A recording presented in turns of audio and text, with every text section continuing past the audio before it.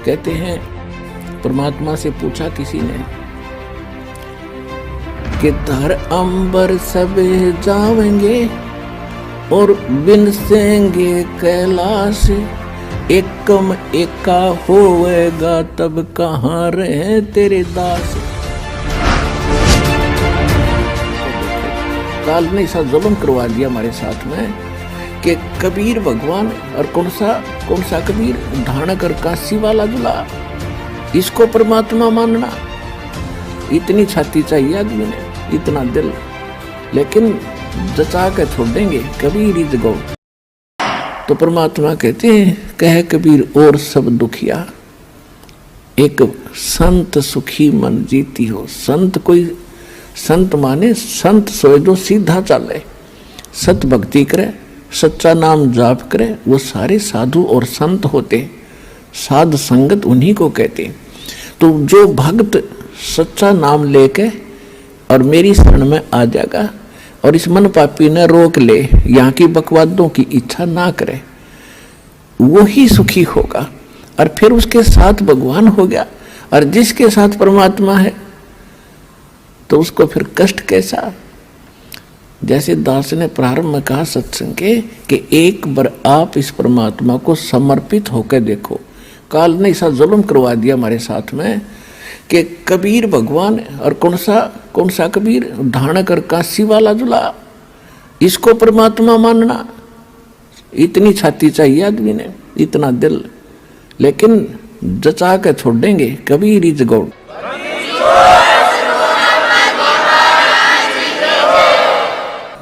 तो कबीर परमात्मा को भगवान सिद्ध करना और उसको हृदय में जचाना, इसने जुल्म कर दिया हमारे साथ।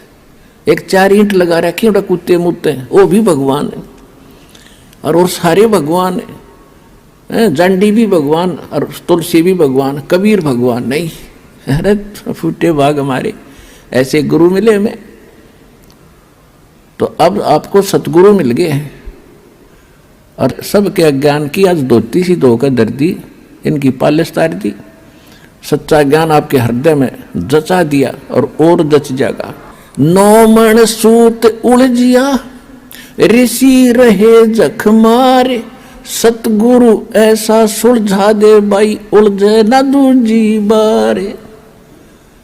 परमात्मा खेल तो सारा आप ही कर रहे हैं, स्वयं ही वो सतगुरु हैं, स्वयं ही वो परमात्मा है। आज से 600 वर्ष पहले वो परमात्मा इस सारे ज्ञान को सुलझा कर धर गए थे, लेकिन हम अज्ञानी गुरुओं के फंसे रहे परमात्मा के सुलझे सालझे सूत को ना छेड़ा।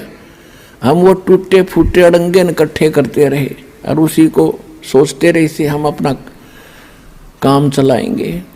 तो परमात्मा कहते 9 मन सूत उलझिया, 1 किलो सूत, 1 सेर सूत, जो कच्चे धागे होते हैं, अगर वो उलझ जाना, जुलाई का सारा दिन व्यतीत हो जाता था उसको सेट करने में।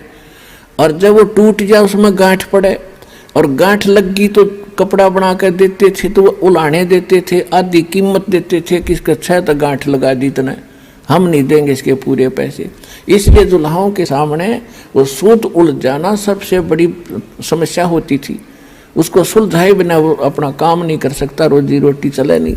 और परमात्मा कह रहे ये तो 9 मन सूत उलझा कर धर दिया इनमें अध्यात्म मार्ग का। तो फिर उनसे पूछा कि परमात्मा फिर ये सुलझ जाएगा कैसे? तब कहा था सतगुरु ऐसा सुलझा देगा, उलझे न दूजी बार। अब इस कलयुग में अध्यात्म ज्ञान नहीं उलझ सकता, कोई भक्ति करियो चाहे मत करियो, वो उसका भाग्य और दुर्भाग्य साथ होगा, ऐसा बना दिया है।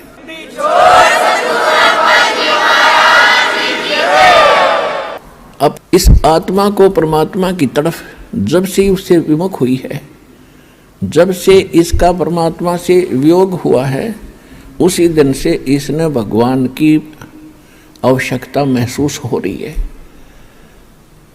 फिर इससे हटकर फिर इन्होंने सोचा ये तो बताए। फिर इस आत्मा ने सोचा कि जंगलों में भगवान मिलेगा, वहां भी राजपाट त्याग कर चले गए। फिर पता लगा कि संत रूप में परमात्मा कभी भी कहीं भी प्रकट हो जाता है। और हम सुना करते थे, एक साधारण सी बात थी कि अभी भगवान पता ना किस रूप में आ जा, और किसी अतिथि का आए का घर पे अनादर नहीं करना चाहिए। किसी साधु संत के साथ हमने झगड़ा और वाद विवाद बदतमीजी नहीं करनी चाहिए। ना जाने परमात्मा किस रूप में आ जा, फिर वो निराकार कैसे था। हमारी बुद्धि पर पत्थर पड़ गए थे, इन इतना ज्ञान ठोक दिया था। परमात्मा के बारे में कैक है भी हमें ज्ञान नहीं था। तो इस तरफ में ये आत्मा परमात्मा के पाने के लिए, उससे वो सुख प्राप्त करने के लिए जो भगवान दिया करता है, जो उसके गुणों में हम सुनते और सुनाते रहे, वो नहीं मिलने के कारण हमने सभी पूजाएं भी की, उससे सुख ना मिला। फिर अन्य पूजाएं की, उनसे भी सुख नहीं मिला। हम फिर गुरुओं के पास गए, वहाँ से भी सुख नहीं मिला। तो हम नास्तिक हो गए कि भगवान है ही नहीं। लुट्टो खसोटो, पाप करो, किसी तरह पैसा मिलो, कोठी बनाओ और बढ़िया शान शौकत बनाओ। या भूल और कर ली हमने, कर्म बिगाड़ दिए। और काल भगवान यही चाहता है, ये कितनी बकवाद करो, भक्ति करो तो झूठी करो और नकलियों की शरण में रहो, और सतगुरु शरण इनको मिले नहीं। 600 वर्ष पहले भगवान आए रहे, सारे संसार को न जहाज में बैठा कर ले जाते, एक बार में ही, बार दूसरी बार की तो बात खत्म। और हम फिर इतने वंचित रख दिए नकली गुरुओं ने। तो परमात्मा ने आज ये दया करी, आपको शिक्षित किया। पुण्यात्माओं, या शिक्षा इस मानव की सबसे बड़ी दुश्मन है। इसने अहंकारी, अभिमानी, चोर और बेईमान बना दिया हमारे को, हमारी सारा नैतिकता खत्म कर दी। आप पीछे 3 युग देख लो, और 1950-60 से पहले, 50 से पहले के अपना भारत देख लो, कितने शिक्षित थे, कितनी नेक नीति थी, कितने सद्विचार थे। और आज कैसी आग लग रही है, यह माया माया दिखाई देती है। और ये माया से जीव की सबसे बड़ी शत्रु है। कुछ दिनों में आपका कति समझ में आ जाएगी। अब जब हमारे साथ परमात्मा हो जाएगा तब माया आपके चरणों में रहेगी। माया दासी संत की उभय दे आशीष, विलसी और लातों छड़ी, सुमर सुमर जगदीश। कहते ये माया भगत की दासी हो जाएगी, चरणों में पड़ी रहेगी, और राम नाम रटते रहो और इसके निशान छड़ो, यानी खूब प्रयोग करियो, आपका आज्ञा पड़ी रहेगी। और किसी तरह खर्ची और खाइयो, लेकिन दुरुपयोग नहीं चलेगा।